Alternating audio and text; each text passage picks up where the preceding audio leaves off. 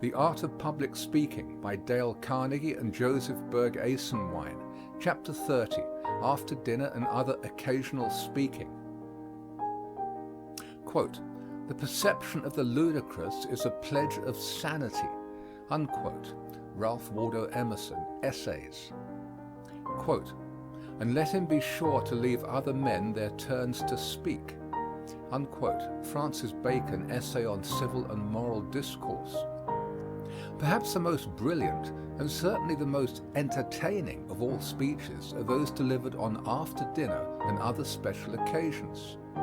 The air of well-fed content in the former and of expectancy well-primed in the latter furnishes an audience which, though not readily won, is prepared for the best, while the speaker himself is pretty sure to have been chosen for his gifts of oratory.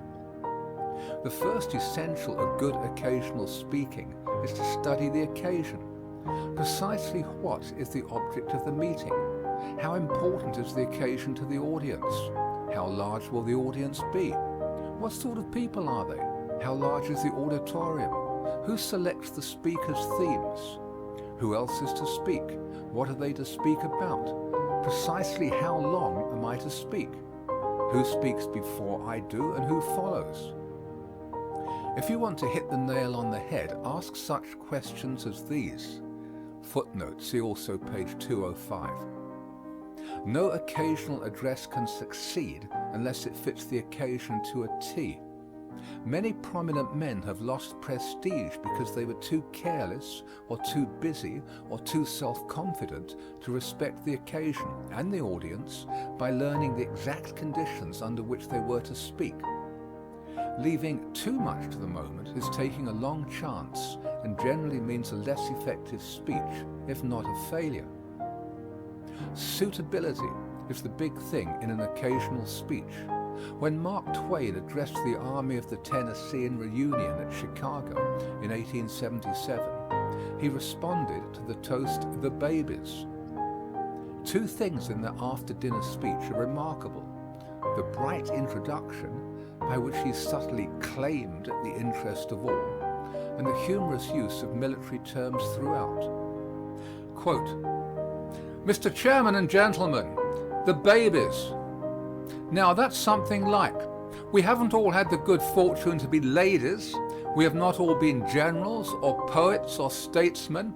But when the toast works down to the babies, we stand on common ground, for we've all been babies. It is a shame that for 1,000 years the world's banquets have utterly ignored the baby, as if he didn't amount to anything. If you, gentlemen, will stop and think a minute, if you'll go back 50 or 100 years to your early married life and recontemplate your first baby, you will remember that he amounted to a good deal, and even something over." Unquote. Quote, "As a vessel is known by the sound, whether it be cracked or not," said Demosthenes, "so men are proved by their speeches, whether they be wise or foolish." Unquote. Surely the occasional address furnishes a severe test of a speaker's wisdom. To be trivial on a serious occasion, to be funereal at a banquet, to be long-winded ever, these are the marks of nonsense. Some imprudent souls seem to select the most friendly of after-dinner occasions for the explosion of a bombshell of dispute.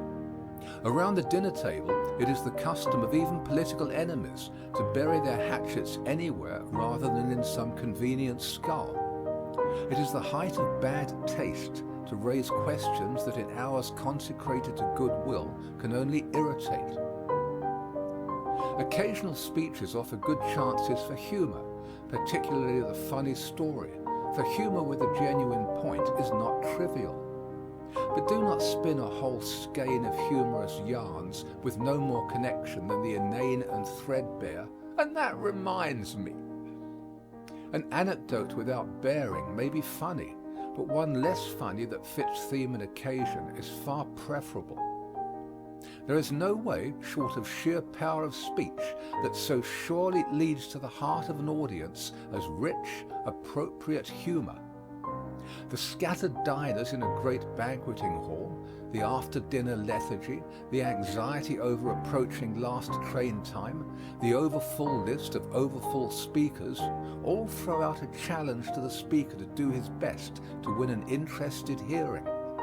And when success does come, it is usually due to a happy mixture of seriousness and humor, for humor alone rarely scores so heavily as the two combined, while the utterly grave speech never does on such occasions. If there is one place more than another where second-hand opinions and platitudes are unwelcome, it is in the after-dinner speech. Whether you are Toastmaster or the last speaker to try to hold the waning crowd at midnight, be as original as you can.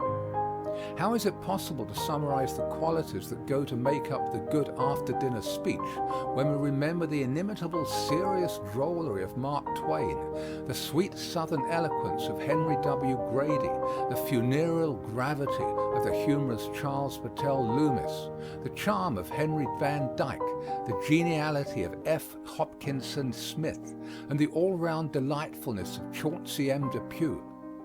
America is literally rich in such gladsome speakers who punctuate real sense with nonsense and so make both effective. Commemorative occasions, unveilings, commencements, dedications, eulogies, and all the train of special public gatherings offer rare opportunities for the display of tact and good sense in handling occasion, theme, and audience.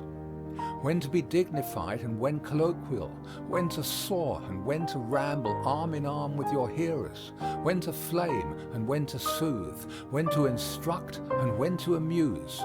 In a word, the whole matter of appropriateness must constantly be in mind lest you write your speech on water. Finally, remember the Beatitude. Blessed is the man that maketh short speeches, for he shall be invited to speak again. Heading: Selections for Study. Title: Last Days of the Confederacy. Extract.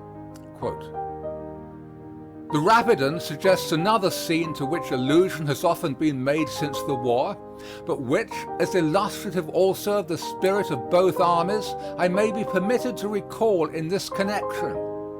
In the mellow twilight of an April day, the two armies were holding their dress parades on the opposite hills bordering the river.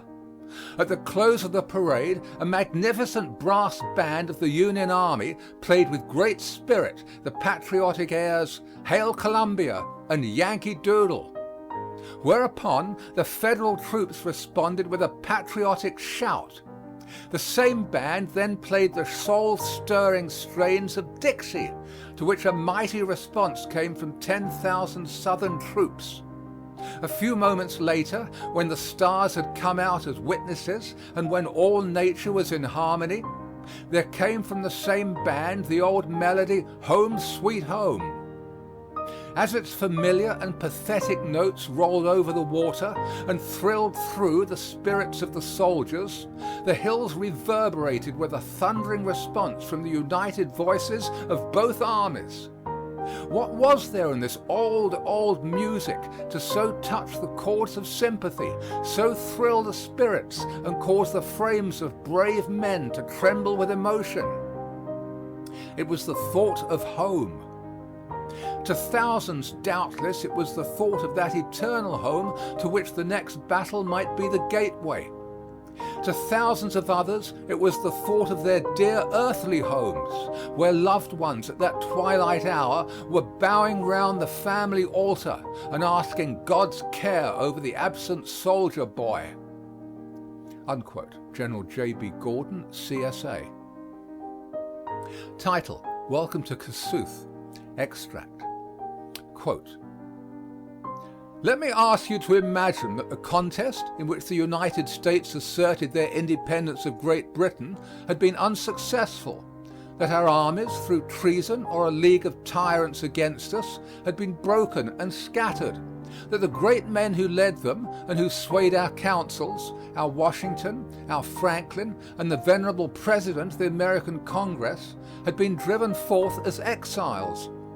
If there had existed at that day, in any part of the civilized world, a powerful republic with institutions resting on the same foundations of liberty which our own countrymen sought to establish, would there have been in that republic any hospitality too cordial, any sympathy too deep, any zeal for their glorious but unfortunate cause too fervent or too active to be shown toward these illustrious fugitives?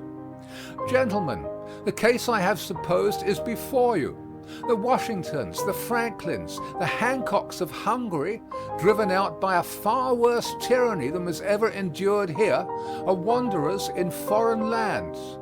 Some of them have sought a refuge in our country. One sits with this company, our guest tonight, and we must measure the duty we owe them by the same standard which we would have had history apply if our ancestors had met with a fate like theirs. Unquote. William Cullen Bryant. Title: The Influence of Universities. Extract. Quote: When the excitement of party warfare presses dangerously near our national safeguards, I would have the intelligent conservatism of our universities and colleges warn the contestants in impressive tones against the perils of a breach impossible to repair. When popular discontent and passion are stimulated by the arts of designing partisans to a pitch perilously near to class hatred or sectional anger, I would have our universities and colleges sound the alarm in the name of American brotherhood and fraternal dependence. When the attempt is made to delude the people into the belief that their suffrages can change the operation of national laws, I would have our universities and colleges proclaim that those laws are inexorable and far removed from political control. When selfish interest seeks undue private benefits through governmental aid and public places are claimed as rewards of party service, I would have our universities and colleges persuade the people to a relinquishment of the demand for party spoils and exhort them to a disinterested and patriotic love of their government, whose unperverted operation secures to every citizen his just share of the safety and prosperity it holds in store for all. I would have the influence of these institutions on the side of religion and morality. I would have those they send out among the people not ashamed to acknowledge God and to proclaim His interposition in the affairs of men, enjoining such obedience to His laws as makes manifest the path of national perpetuity and prosperity. Unquote. Grover Cleveland, delivered at the Princeton Sesquicentennial, 1896. Title: Eulogy of Garfield. Extract. Quote: Great in life, he was surpassingly great in death. For no cause, in the very frenzy of wantonness and wickedness, by the red hand of murder, he was thrust from the full tide of this world's interest, from its hopes, its aspirations, its victories, into the visible presence of death, and he did not quail. Not alone for the one short moment in which, stunned and dazed, he could give up life, hardly aware of its relinquishment, but through days of deadly languor, through weeks of agony that was not less agony because silently borne, with clear sight and calm courage, he looked into his open grave. What blight and ruin met his anguished eyes, whose lips may tell what brilliant broken plans, what baffled high ambitions, what sundering of strong, warm manhood's friendships, what bitter rending of sweet household ties. Behind him a proud, expectant nation, a great host of sustaining friends, a cherished and happy mother wearing the full, rich honors of her early toil and tears, the wife of his youth, whose whole life lay in his, the little boys not yet emerged from childhood's day of frolic, the fair young daughter, the sturdy sons just springing into closest companionship, claiming every day and every day rewarding a father's love and care. And in his heart the eager, rejoicing power to meet all demand. Before him desolation and great darkness, and his soul was not shaken. His countrymen were thrilled with instant, profound, and universal sympathy. Masterful in his mortal weakness, he became the center of a nation's love, enshrined in the prayers of a world. But all the love and all the sympathy could not share with him his suffering. He trod the winepress alone. With unfaltering front, he faced death. With unfailing tenderness, he took leave of life. Above the demoniac hiss of the assassin's bullet, he heard the voice of God. With simple resignation, he bowed to the divine decree. James G. Blaine delivered a memorial service held by the U.S. Senate and House of Representatives. Title: Eulogy of Lee. Extract. At the bottom of all true heroism is unselfishness. Its crowning expression is sacrifice. The world is suspicious of vaunted heroes, but when the true hero has come, and we know that here he is in verity, how the hearts of men leap forth to greet him. How worshipfully we welcome God's noblest work, the strong, honest, fearless, upright man. In Robert Lee was such a hero vouchsafed to us and to mankind, and whether we behold him declining command of the Federal Army to fight the battles and share the miseries of his own people, proclaiming on the heights in front of Gettysburg that the fault of the disaster was his own, leading charges in the crisis of combat, walking under the yoke of conquest without a murmur of complaint, or refusing fortune to come here and train the youth of his country in the paths of duty, he is ever the same meek, grand, self-sacrificing spirit. Here he exhibited qualities not less worthy and heroic than those displayed on the broad and open theater of conflict, when the eyes of nations watched his every action.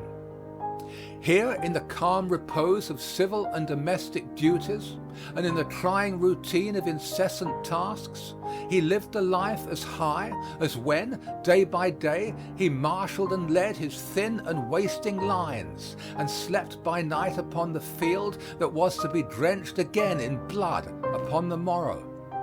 And now he has vanished from us forever. And is this all that is left of him, this handful of dust beneath the marble stone?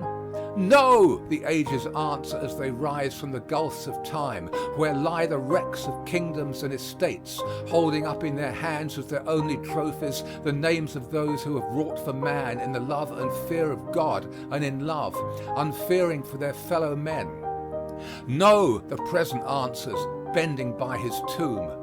No, the future answers as the breath of the morning fans its radiant brow, and its soul drinks in sweet inspirations from the lovely life of Lee. No, methinks the very heavens echo as melt into their depths the words of reverent love that voice the hearts of men to the tingling stars. Come we then today in loyal love to sanctify our memories, to purify our hopes, to make strong all good intent by communion with the spirit of him who, being dead, yet speaketh. Come, child, in thy spotless innocence. Come, woman, in thy purity. Come, youth, in thy prime. Come, manhood, in thy strength. Come, age, in thy ripe wisdom. Come, citizen, come, soldier, let us strew the roses and lilies of June around his tomb, for he, like them, exhaled in his life nature's beneficence, and the grave has consecrated that life and given it to us all. Let us crown his tomb with the oak, the emblem of his strength, and, with the laurel, the emblem of his glory. And let these guns, whose voices he knew of old, awake the echoes of the mountains, that nature herself may join in his solemn requiem.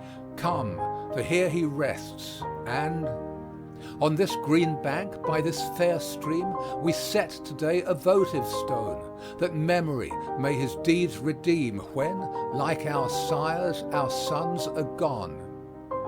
Unquote. John Warwick Daniel, on the unveiling of Lee's statue at Washington and Lee University, Lexington, Virginia, 1883. Questions and exercises. 1. Why should humor find a place in after-dinner speaking? 2. Briefly give your impressions of any notable after-dinner address that you have heard. 3. Briefly outline an imaginary occasion of any sort and give 3 subjects appropriate for addresses. 4. Deliver one such address, not to exceed 10 minutes in length. 5. What proportion of emotional ideas do you find in the extracts given in this chapter?